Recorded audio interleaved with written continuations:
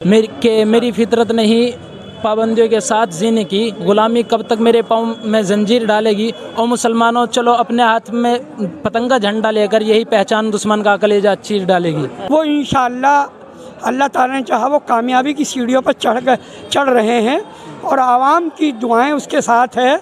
और इंशाअल्लाह जिस वक्त वो यहाँ से इलेक्शन जीत रहे हैं तो शाहीन बाग को दुबई बना देंगे।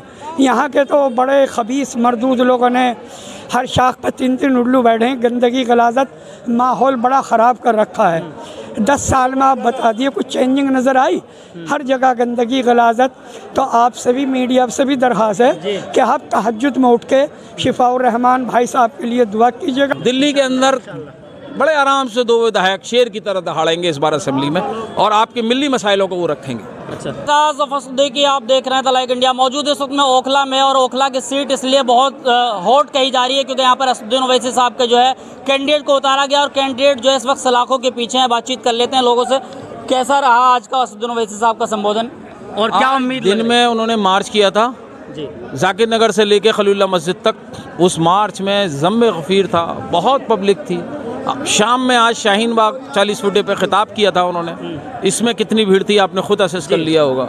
इस सब को देख के लग रहा है कि शफाउर रहमान काफ़ी भारी मतों से जीत रहे हैं। इस सवाल ये है कि आखिर असदुद्दीन ओवैसी साहब ने 70 में से 2 सीटें चुनी और दोनों पर उन लोगों को उतारा जो सलाखों के पीछे। वो मजलूमों के साथ खड़े हैं ना, इसलिए उतारा। बाकी कांग्रेस तो टिकट देती नहीं है इस तरह से।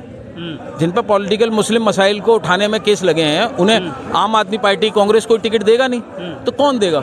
असदुद्दीन ओवैसी जो है ढाल बन के खड़े हुए हैं उन मजलूमों की। तो क्या लग रहा है कि आज दोपहर का जिस तरीके से जनसैलाब आप लोगों के साथ रहा, असदुद्दीन ओवैसी साहब के साथ रहा, वो तमाम जो है वोटों की तरफ बदलता नजर आ रहा है? वोटों की तरफ बदल गया है। मैं कह रहा हूँ शफाउर रहमान को कम से कम 1,40,000 वोट निकलेगा। आप 8 तारीख को हैरान हो जाएंगे, मेरी बात याद रखिएगा। और शफाउर रहमान एक तरफा जीत रहे हैं। इस सवाल यही है कि 2 सीटों पर आखिर चुनाव लड़वाकर क्या आप किसी को फायदा पहुंचाने के लिए काम भाई आप मीडिया ही तो ये इल्ज़ाम लगाते हैं क्या ओवैसी साहब लड़ाकर हरवा देते हैं हमें। अब 2 सीटें तो हमारे घर की हैं, क्या हम इन पे भी लड़ने का हक नहीं रखते? अब तो ये नहीं कह सकते कि हम हरवाने के लिए खड़े हुए हैं, 2 सीटें जीतने के लिए खड़े हुए हैं। अच्छा, मंच से आज आप निज़ामत भी कर रहे थे, कुछ शायरी भी आपने कही, तो कुछ शायरी के अंदाज में आप कुछ पहुँचाना चाहेंगे असदुद्दीन ओवैसी साहब के लिए? यही कहना चाहूँगा,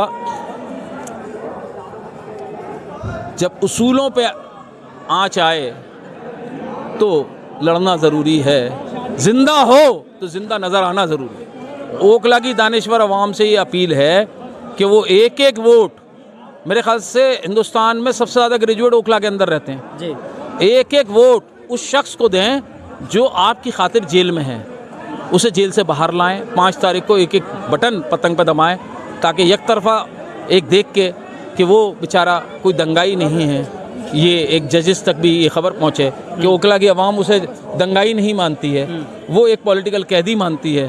तो ये बात हमारे जो जुडिशरी है उससे इंसाफ की पूरी उम्मीद है, उसकी रिहाई होगी। उसके साथ साथ जो दीगर सैकड़ों लड़के जेल में CNRC आंदोलन के ज़माने में पकड़े गए हैं वो सब भी रिहा होंगे। इंसाफ निकलेगा और एक दिन उभरेगा और वो कौम जगेगी जिसकी खातिर शफाउर रहमान जैसे बहुत से लोग जेल में गए हैं, वो सब आज़ाद होंगे। तो शफाउर रहमान साहब को क्या मैसेज देना चाहेंगे, क्योंकि वो जेल से चुनाव लड़ रहे हैं और वहीं दूसरी तरफ ताहिर हुसैन जो है वो तिहाड़ जेल से आए नामांकन करने के लिए?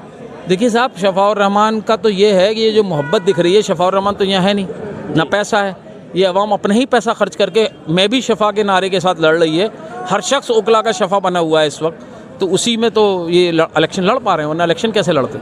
तो लग रहा है कि MIM का जो है इस बार खाता खुल जाएगा दिल्ली के अंदर। दिल्ली के अंदर बड़े आराम से 2 विधायक शेर की तरह दहाड़ेंगे इस बार असेंबली में और आपके मिली मसाइलों को वो रखेंगे। अच्छा, चलिए, क्या लगा असदुद्दीन ओवैसी साहब जो है आज यहाँ पर ओखला में आए और 19 दिन में पैदल मार्च भी किया?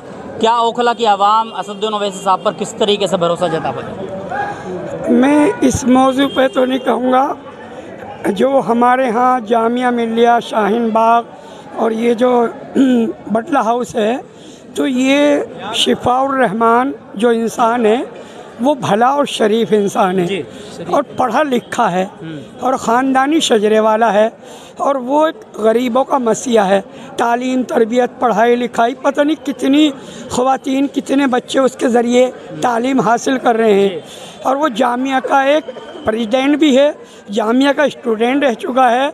तो यहाँ जो वोट का जो मसला है, एक तरफा इलेक्शन हो रहा है और इंशाअल्लाह शिफाउर रहमान साहब का नूरानी चेहरा देख के सारी आवाम ने ये डिसाइड किया है कि यंग नई पीढ़ी के नौजवान के बच्चों को मौका दिया जाए।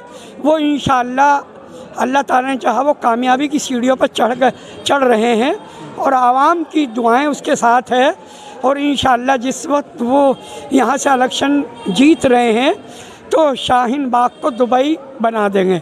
यहाँ के तो बड़े खबीस मरदूद लोगों ने हर शाख पर 3-3 उल्लू बैठे हैं, गंदगी गलाजत, माहौल बड़ा ख़राब कर रखा है।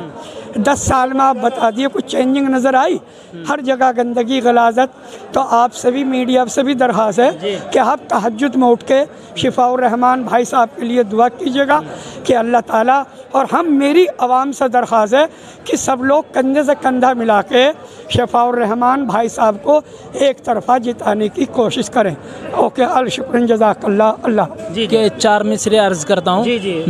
मेरी फितरत नहीं पाबंदियों के साथ जीने की, ग़ुलामी कब तक मेरे पाँव में जंजीर डालेगी। और मुसलमानों चलो अपने हाथ में पतंगा झंडा लेकर यही पहचान दुश्मन का कलेजा चीर डालेगी। बहुत बहुत शुक्रिया। और जो लोग यह कहते हैं ना कि ओवैसी साहब 2 सीट जीतकर 1 सीट जीतकर क्या कर लेंगे, तो आप देखना इंशाअल्लाह दिल्ली की विधानसभा में 2 सीट पूरे विधानसभा पे भारी होगा इंशाअल्लाह। अच्छा, जीत रहे हैं मतलब इंशाअल्लाह युवा कह रहे हैं इस बार। इंशाअल्लाह ज़रूर। ओवैसी साहब के साथ कोई नहीं, ओवैसी साहब के साथ अल्लाह है। बहुत बढ़िया।